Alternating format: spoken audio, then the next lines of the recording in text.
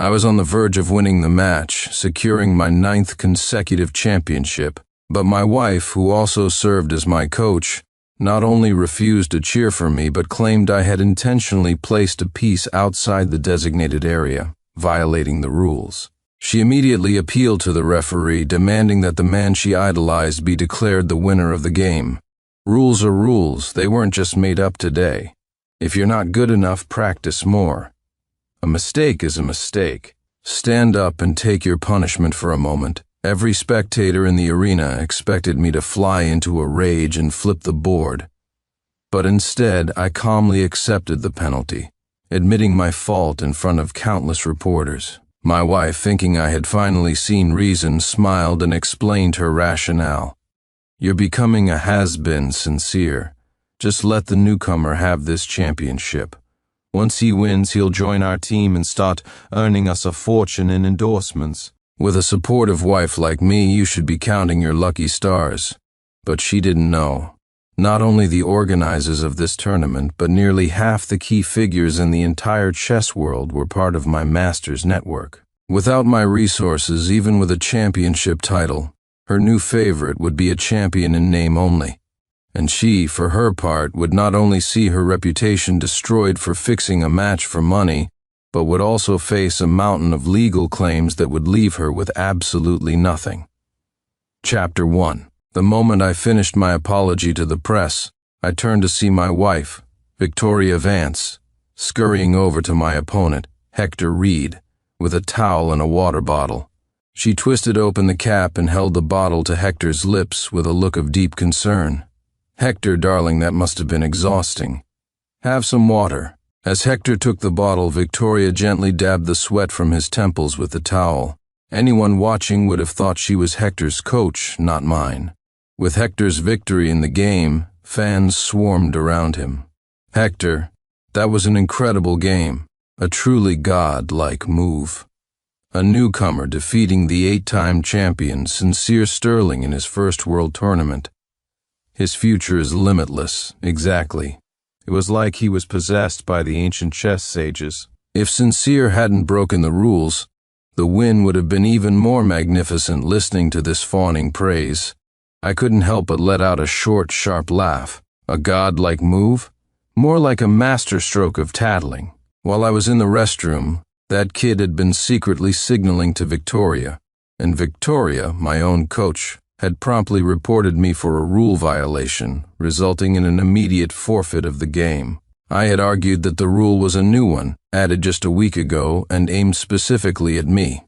But Victoria had retorted that rules were rules, not something decided on the day of the match. She criticized me for always making excuses and told me to stand up and take my punishment.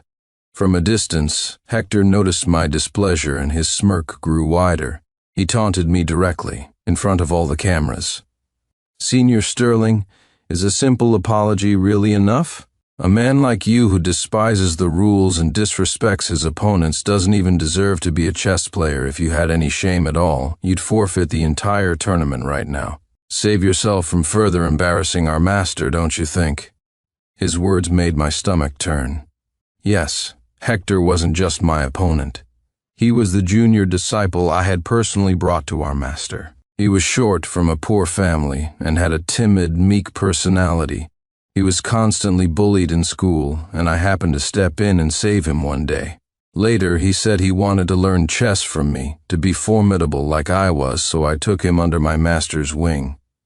I spent 3 hours of my own rest time every day, personally teaching him the game.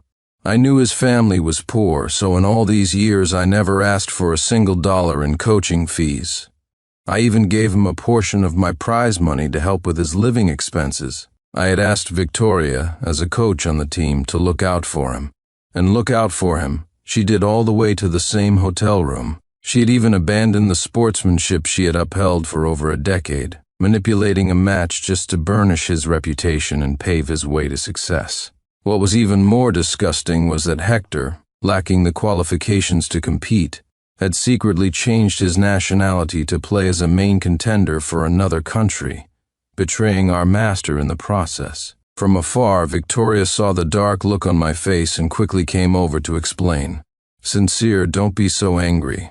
Once he wins the championship, he'll naturally join us and earn money for us through endorsements. With a devoted wife like me allowing you to make a fortune without lifting a finger, shouldn't you be overjoyed? She wore an expression that screamed, "I'm doing this for your own good," and it made me sick. Still, I forced myself to nod. "All right, I understand." Victoria froze for a second, seemingly surprised that I had given in so easily. But she quickly replaced her surprise with a look of approval. "I knew you'd understand. Besides, he's your junior from the same master. As his senior, don't you want to see him go further and bring glory to your shared legacy? Just go easy on him in the final game. There's no need to be so serious." But I just shook my head with a cold smile. "That won't be necessary. I, Sincere Sterling, withdraw from the tournament without a moment's hesitation." I put on my coat, turned, and walked away. The entire hall fell silent. Everyone stared, their eyes wide and their mouths agape, large enough to fit an egg. This was a world-class tournament, after all. If I had won that final game, I would have become the 9-time champion. The first in history, the commercial value behind such a title was immeasurable. Countless masters before me had gone bald and broken their bodies chasing that honor, dying without ever achieving it, and I had just casually thrown away my final chance. The air was thick with stunned silence for a long time before the referee finally declared Hector the champion. Victoria's face, however, was ashen. She strode up to me, her voice a low, furious hiss. "Sincere, if you're not happy with my decision, you should have just said so by withdrawing like this. You've put Hector in an impossible position. It makes it look like everyone is ganging up on you, and that will damage his commercial value." I just replied flatly, "It's just a trophy. It doesn't matter. You're overthinking it." At that, Victoria sighed and handed me a bank card. "Forget it. Go get something to eat. I'll handle the organizers and the reporters. Don't worry. Once Hector joins us, you won't have to work so hard playing chess anymore. You can just relax at home, and I can finally focus on our family, give you a beautiful baby, and we can live a good life."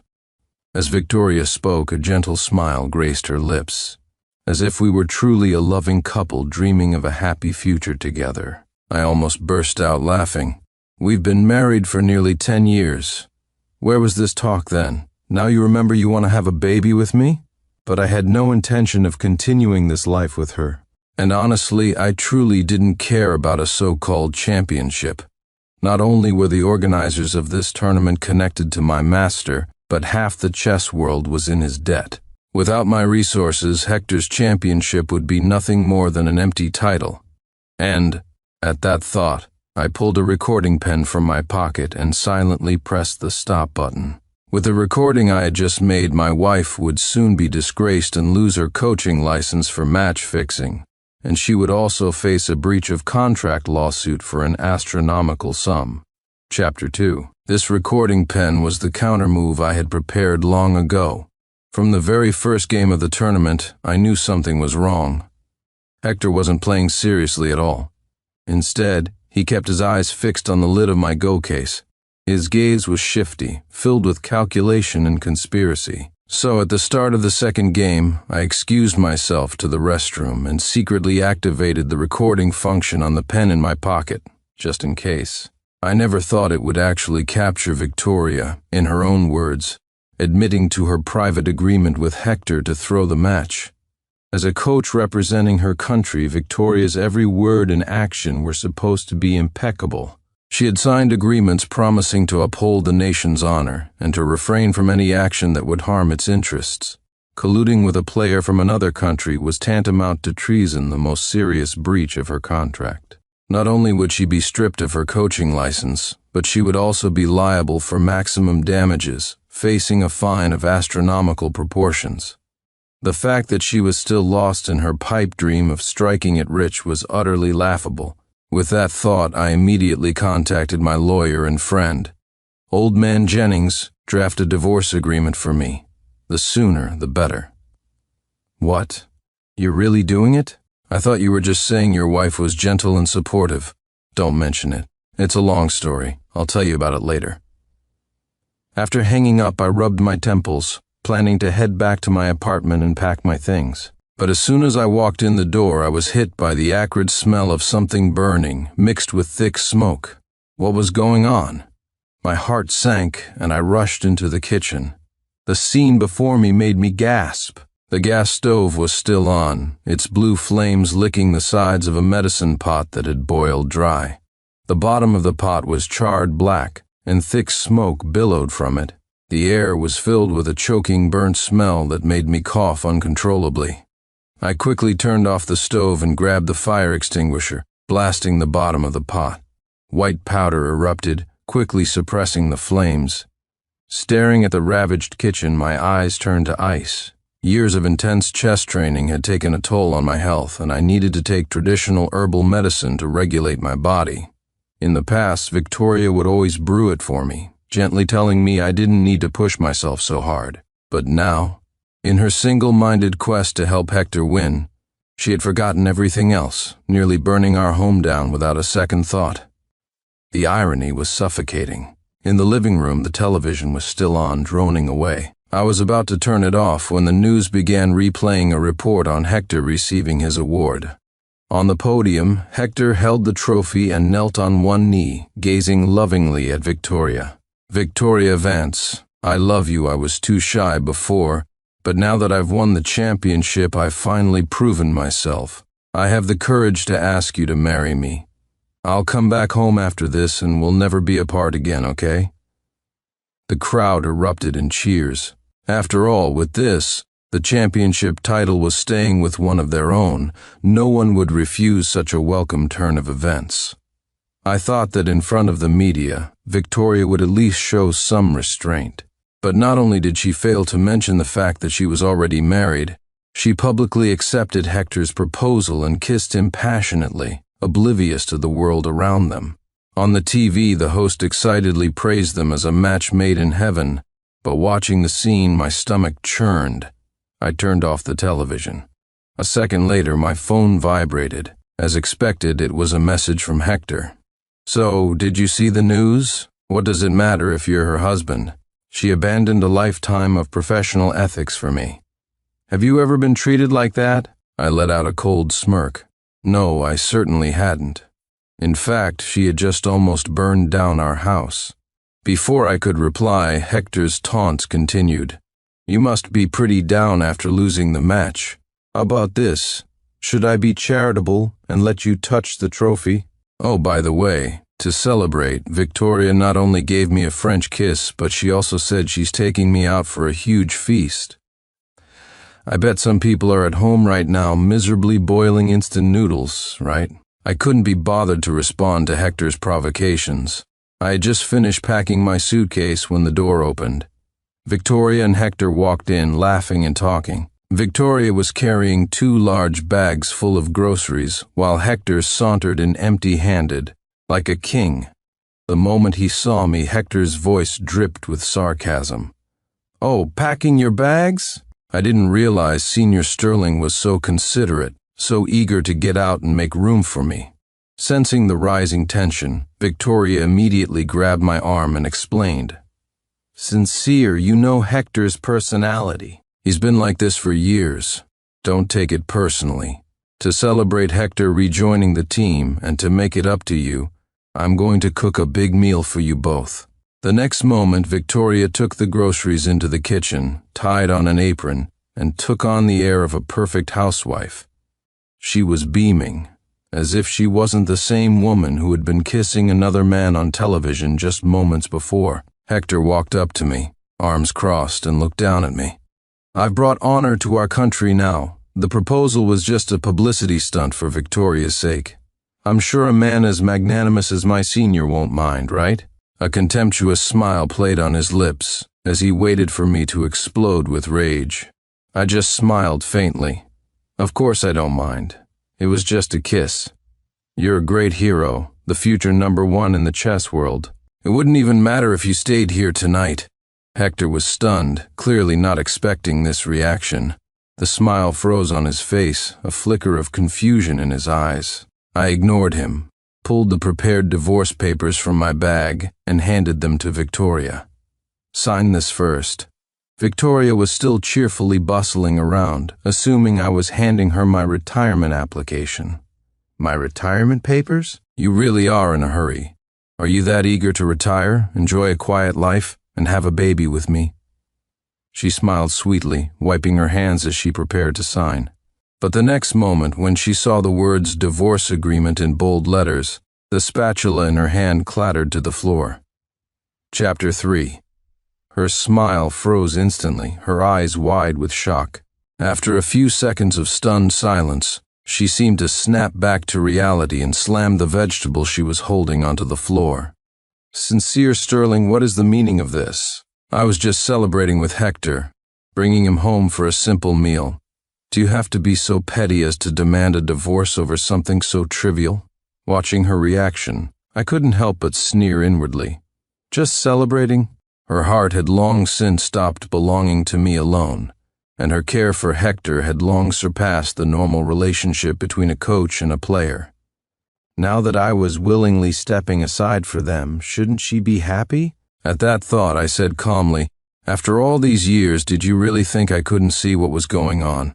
I'm giving you both what you want. Won't it be better for you to have your May-December romance out in the open?" As soon as the words left my mouth, Victoria's face turned shades of purple and red. She furiously threw a plate to the ground. "You have a disgusting mind. You know his background." I just felt sorry for him and was looking after him like a child. I had no other intentions. Even now she was still trying to deny it. I tugged at the corner of my mouth. "Is that so? There are plenty of pitiable people on the team. Why don't I gather them all up so you can hold an adoption fair and be a mother to them all?" At my words, Victoria's hands trembled with rage. You're being completely unreasonable. Fine. A divorce it is. With the signed agreement in hand, I left without a second glance and drove to my meeting with my master. As soon as we met, Master Finch let out a long sigh and gestured for me to sit. "My boy, today's match was my oversight. I let you suffer an injustice. To have someone like Hector emerge from our school, it is a great misfortune. Don't worry, I have already submitted your evidence to the tournament committee. They are furious and will issue a ruling shortly to give you justice." Hearing my master's words, a wave of warmth washed over me. I was about to speak when the door was suddenly kicked open with a loud bang. My heart lurched. A sense of foreboding crept over me. The next moment, Victoria and Hector walked in, one after the other, followed by a pack of reporters armed with cameras and microphones.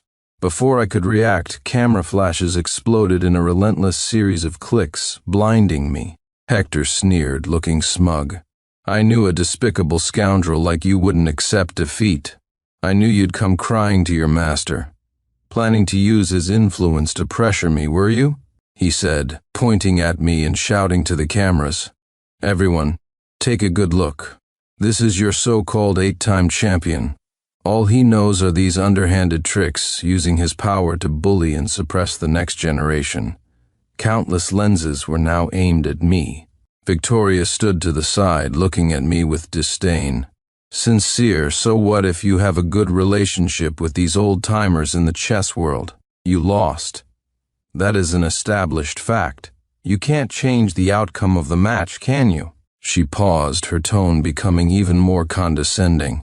"Of course, if you get on your knees right now, admit you're a despicable scoundrel who is simply not good enough. Hector and I might give you a chance.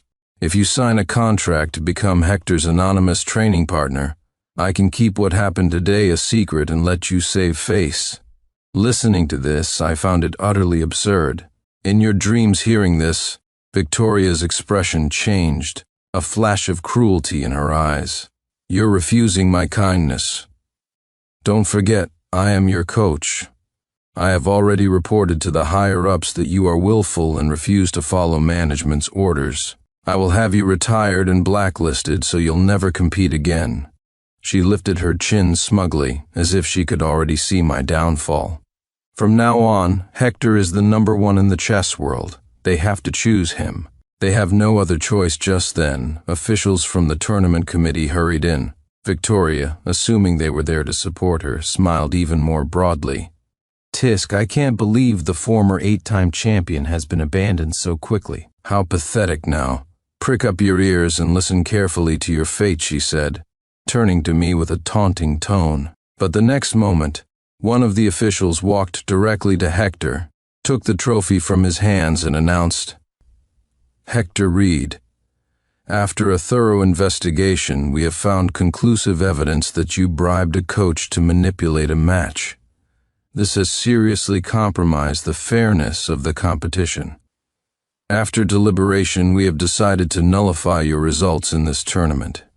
The championship will be awarded to Sincere Sterling." As the next in line before Hector could react, the official turned a cold gaze on Victoria. "As for you, for colluding with a foreign competitor and accepting bribes, your coaching license is hereby revoked, effective immediately. Furthermore, due to your severe breach of contract and for tarnishing the honor of our nation, we will be pursuing the maximum penalty as stipulated in your contract, 10 times the damages, and we will be filing criminal charges, Chapter 4. As the official's voice faded, the room erupted into chaos. Victoria's face went deathly pale. All the strength seemed to drain from her body, and she collapsed to the floor. Hearing that his championship had been revoked, Hector was completely dumbfounded. He leaped to his feet, pointing a trembling finger at the officials, his voice cracking. "Impossible! I earned that win. On what grounds are you revoking my title?" He paced back and forth like a caged animal, his fists clenched so tightly his nails dug into his palms. The muscles in his face twitched uncontrollably, his eyes filled with disbelief and fury. Watching his performance, I almost laughed out loud. Earned it? That was hilarious. In the first game, I had annihilated him, leaving him in utter defeat. In the second, he only managed a fluke win because Victoria cheated. In the third, I withdrew. He never actually won at all. Where did he get the audacity to claim he had earned it? I suppressed a smile, the corners of my mouth twitching upwards. Victoria, also stunned, frowned and pointed at me as she addressed the officials. "Did Sincere use his master's connections to pressure you?" "I already reported him to the higher-ups. You still have a chance to retract your decision. Don't make an enemy of the future king of the chess world," she demanded, her tone filled with accusation. The officials just looked at her with blatant contempt. "King of the chess world?" one of them sneered mockingly. "His title has been stripped, and he's about to be blacklisted. He'll never get the chance to compete again." Victoria's face turned as white as a sheet. Hector, panicking, collapsed to the floor. He had not only poured a fortune into this tournament, but had also gambled his entire future on it. He had dreamed of instant fame, but instead he had just destroyed his career, and Victoria had sacrificed her own coaching career right alongside him. It was a total devastating loss. Seeing that all was lost, Victoria resorted to hysterics. Facing the reporter, she burst into tears, snot and tears streaming down her face. "Hector and I have been framed. They conspired with the tournament officials to suppress us. Without any evidence, the world has lost its moral." Compass Hector, for his part, knelt on the floor, putting on a show of a man righteously indignant after being framed. He beat his chest and cried out to the heavens. "The heavens are unjust. Why do good people suffer?" So he turned to the reporters, sobbing. "Members of the press, I beg you. You must seek justice for me. Clear my name." With such a dramatic turn of events, the reporters swarmed me, aiming their microphones and cameras in my face. "Mr. Sterling, are you using your senior status to bully and suppress newcomers? Some are saying you were jealous of Hector Reed's talent and deliberately framed him. Do you have any comment?" A flood of questions washed over me. Victoria watched me being mobbed by the press, a look of triumph in her eyes. She assumed I had no proof and that my reputation was about to be ruined. "Sincere, at this point, your words mean nothing. Where is your evidence?" she challenged, as if she could already picture my downfall. Facing the barrage of questions, I remained perfectly calm. I let out a small laugh and pulled the recording pen from my pocket. "What's the rush, everyone? The evidence is right here, isn't it?" Chapter 5. Seeing me produce the recording pen, Victoria was visibly taken aback. Her eyes darted around as if she was trying to calculate her next move. Then she straightened her back, feigning composure. "It's just a recording pen. What could it possibly prove?" she said with a dismissive tone, as if I were bluffing. I smirked, said nothing, and simply pressed the play button. Victoria's voice, crisp and clear, filled the room. "Sincere, you have to let Hector win this match. I know you want your 9th title, but Hector is the future. You've already won 8 championships. Just let him have this last one. After it's done, I'll make sure you're well compensated." The recording was the conversation from before the match, where Victoria had told me to throw the game. As the recording played, the color drained from Victoria's face. Her lips trembled, but she couldn't utter a single word. The reporters who had been grilling me just moments before now turned on her, their eyes filled with shock and anger. They swarmed her and Hector like sharks that had scented blood. "Miss Vance, what is your response to this recording? Why did you two conspire together? Was it because of a romantic relationship? Mr. Reed, were you aware of this plan? Who was really manipulating this match?" The sharp questions came one after another, raining down on them like a hailstorm. Overwhelmed and furious, Victoria snatched the nearest camera and smashed it on the ground. "Get out, all of you, get out," she shrieked, like a cornered animal. Security guards rushed in and forcibly escorted the reporters out of the room. The room fell silent, leaving just a few of us. Victoria slumped to the ground, her eyes empty as she stared at me. "Sincere, we were husband and wife. I was doing this for your own good," she said, her voice laced with a pathetic attempt at emotional blackmail. "Don't you realize how many people in our company will be affected by this? The entire chess world could be shaken up," she wailed, tears streaming down her face. Hector glared at me with pure hatred. "You're so naive, you never think about the bigger picture," he accused. "After the scene you've caused today, you'll be an outcast in this circle. The chess world will have a huge talent gap because of you.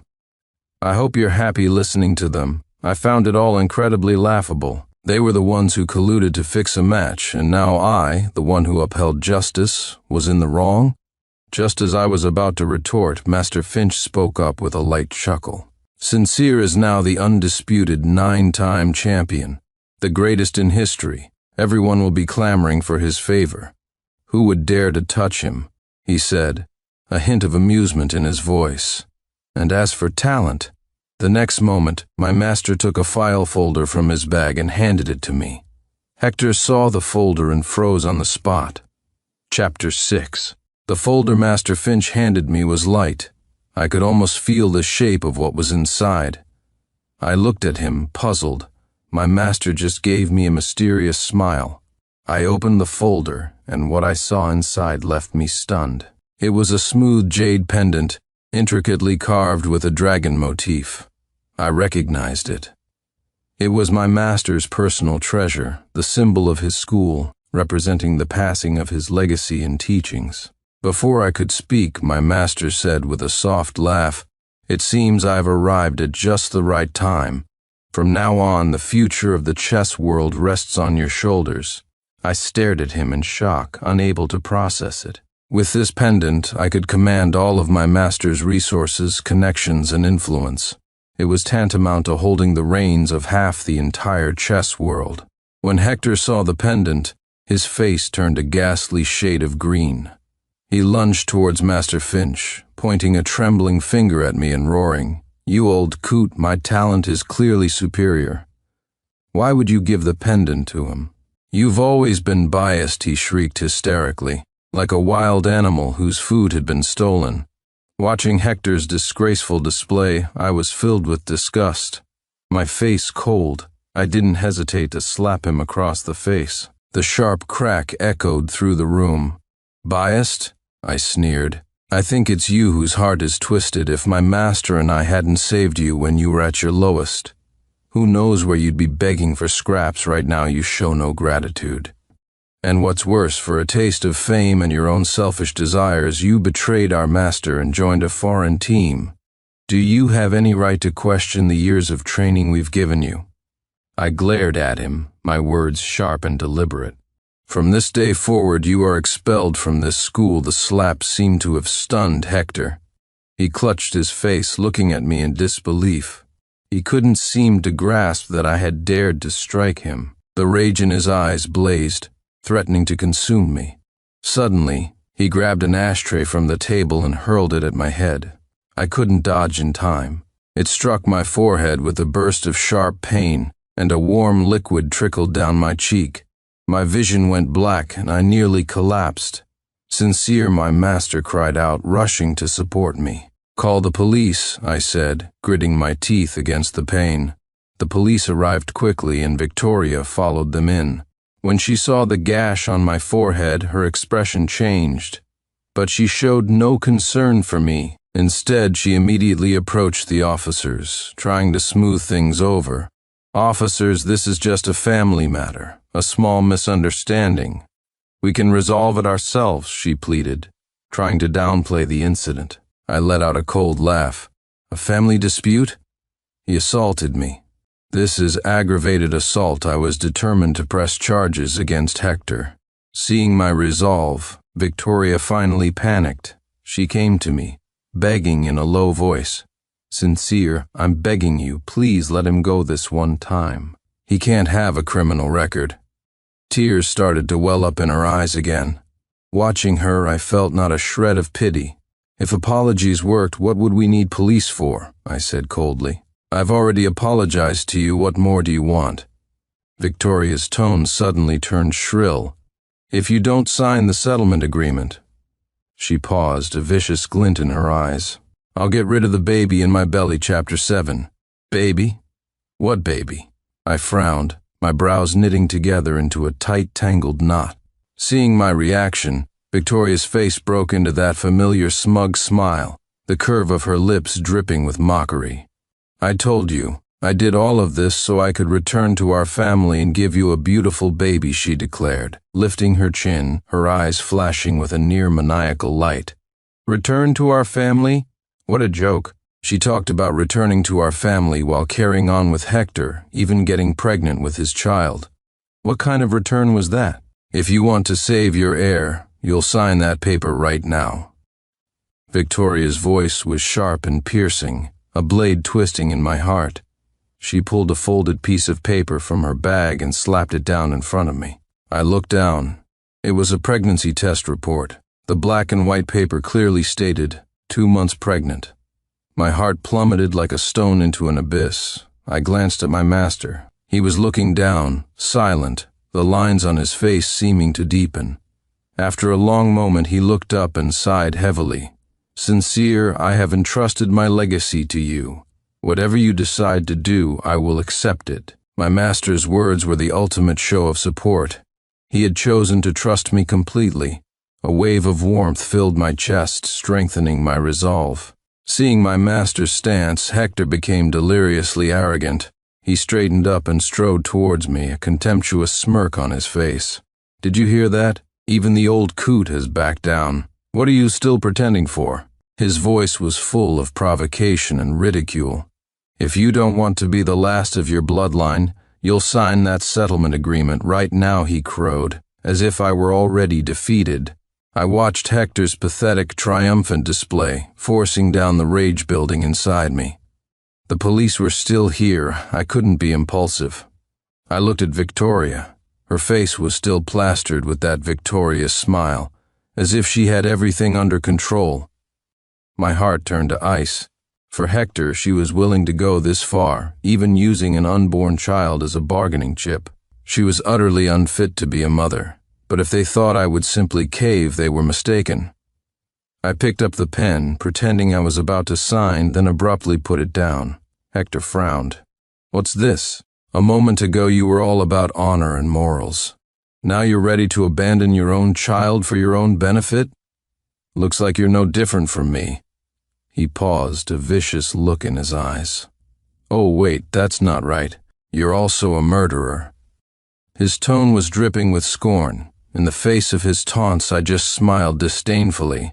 It's Hector Reed's child anyway. Of course, I don't care. Chapter 8. Hector froze. "What did you say?" Victoria's face, however, suddenly turned ashen. Nonsense, that's a complete lie. If it's not your child, whose could it be? She shrieked, like a cat whose tail had been stepped on. I remained unruffled, pointing to the date on the pregnancy report. You almost had me fooled, I began calmly. But it seems you forgot something.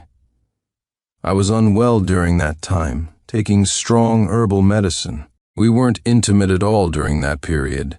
If it wasn't Hector's, then who, may I ask, did you borrow a seed from?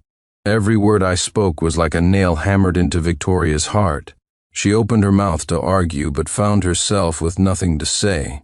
Her face flushed red and then paled, a spectacular display of colors. In the end, she could only bite her lip, silent. Her eyes were filled with panic and fear, like a trapped animal. I sneered inwardly. So, Victoria, you have a day like this too. Seeing the situation resolved, the police officers exchanged glances and walked over to Hector. Mr. Reed, since the complainant refuses to settle, and you have committed intentional assault, we are now required by law to take you into custody. Please cooperate with our investigation. Only then did the reality of the situation hit Hector. He snapped his head up, his eyes wide, and pointed at me, shouting, "He framed me, you should be arresting him. Let me go, let go of me." The police ignored his protests and unceremoniously escorted him away. Hector struggled and cursed, but it was useless. His figure disappeared through the doorway, leaving behind a trail of fading curses. Soon, the truth of the whole affair was exposed by the media. Victoria was not only suspended from her position, but the companies associated with her name were also investigated. Hector's lies were completely unraveled. Everyone who had been wronged by Victoria came looking for payback, and she quickly found herself struggling just to get by. When I got home, I was surprised to find Victoria there, bustling around in my kitchen. The table was set with 4 dishes and a soup, all steaming hot. I was taken aback. Ever since she had gotten involved with Hector, Victoria had only ever cooked him special, nutritious meals, while I was left with the scraps. Why the sudden feast for me? Seeing me, Victoria immediately put on a virtuous wifely act. "You're back? Eat while it's hot. I'll do your laundry in a bit." Her tone was gentle, her smile radiant, as if she were truly madly in love with me. But one look at the dishes on the table and I lost my appetite completely. As my wife, she knew perfectly well that I was still on herbal medicine. The doctor had strictly forbidden me from eating anything spicy or overly stimulating. Yet here was a table full of chili-laden dishes, along with rich meats like beef and lamb. With that thought, I didn't take a single bite. Victoria looked at me confused. "Why aren't you eating? Weren't these your favorites before?" I looked at her, my face a cold mask. "Victoria, have you forgotten? I'm still on medication." Chapter 9. The color drained from Victoria's face, leaving it chalky and pale. Her lips trembled and her eyes darted away, flustered like a child caught doing something wrong. I'm sorry, I just forgot you were still on medication," she stammered, her voice barely a whisper. She nervously twisted the hem of her shirt, her eyes pleading. I looked at her, feeling no emotion but a deep, bottomless disgust. "There's no need," I said, my voice as cold as ice. "Victoria, get out of my house. Now." My words were a sharp knife plunging into her heart. She flinched, her eyes instantly reddening. Tears welled up, but she fought to keep them from falling. Do you think I'm tainted now?" she choked out, her voice trembling violently. I admit I acted impulsively before. I crossed a line. If I get rid of the baby, will you forgive me? Will you give me and Hector a chance?" She looked up, her eyes filled with desperate hope. Before I could even respond, she turned and fled, her figure vanishing through the door like a gust of wind. I didn't think much of it, assuming it was just another one of her dramatic episodes. But no sooner had she left than Hector appeared at my door. I frowned. "What are you doing here?" Hector sneered. "I'm here to make a deal. With your reputation, if you don't press charges and give me a chance, I can still make a comeback." I was speechless for a moment. "Why would I help you?" Hector let out another cold laugh, looking utterly confident. I have proof of all the assets Victoria has secretly transferred from you over the years. If you help me, I'll expose her and get your money back. And after that, I'll give you half of everything I earn. No, 70%. I feigned curiosity. Victoria was pregnant with your child and was even willing to get an abortion for you. Is it right for you to treat her like this? Hector's sneer turned into a look of pure contempt. I don't even like her. She thought I was the one who touched her that night she got drunk, but I actually handed her over to an old foreign businessman. That's how I secured my spot in the finals. So, that baby was never mine to begin with. Why should I care? Besides, with money, I can have any woman I want. So, are you in or not? I suddenly broke into a wide smile and pointed behind him. Never mind me. The woman behind you, Victoria, probably won't agree to that. Chapter 10. Hector whipped around, the smug look on his face freezing and cracking like a mask dropped on stage. He saw Victoria. She was clutching a pink medical form, the abortion receipt, her face as white as paper, completely drained of blood. Hector's eyes bulged, looking as if they might pop out of his head. He opened his mouth, but no sound came out. His Adam's apple bobbed convulsively like he had swallowed a stone. Victoria, when did you get here? He stammered, his voice shaking uncontrollably. Victoria didn't answer. She slowly raised her hand and slapped him hard across the face. The crisp sound echoed in the silent room. A trickle of blood appeared at the corner of Hector's mouth. He clutched his cheek, his eyes filled with shock and disbelief. Tears streamed down Victoria's face like a broken dam. Her voice was choked with despair. Hector, I gave up almost everything for you. And this is how you repay me? I gave up my career, my reputation, even my baby, and you actually... She clutched her stomach, her body trembling so violently it seemed she might collapse at any moment. Seeing that he was exposed, Hector dropped all pretense. He grabbed Victoria by the throat, his eyes blazing with cruel ferocity. You old broad. I was just playing you for a fool. Did you really think you were something special? He snarled, his voice a guttural roar. It's all your fault. My plan failed. I was going to keep you around because you were pregnant, but now that you've gotten rid of the baby, you can just go rot for all I care. He shoved her away violently and left without a backward glance. Victoria collapsed onto the floor like a discarded rag doll, her eyes vacant and lifeless. I was about to close the door when she lunged forward and grabbed my arm, her eyes pleading, "Please give me one more chance. I was wrong. I was really wrong." Her voice trembled like a leaf in the wind. I looked at her, my heart a cold, still stone. When I loved you, I could tolerate anything from you, I said, my voice flat and devoid of warmth. But now, I don't love you anymore. I will not give you another chance. I shook her hand off. People have to learn to take responsibility for their own choices. Life is like a game of chess. Once a move is made, there are no regrets. I closed the door, shutting out the sound of Victoria's desperate sobs.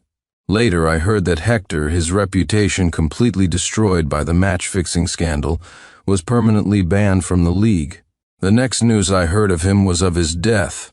Apparently, his extravagant lifestyle had left him with a mountain of debt. After being blacklisted, he couldn't pay it back and was killed by his creditors. As for Victoria, she disappeared completely. Some said she went abroad, with nowhere else to go. Others said she ended up at a charity, teaching chess to children for free. Whatever happened, I no longer cared. After all, life is like a game of chess. Once a move is made, there are no regrets. All that matters to me now is the present moment. The end.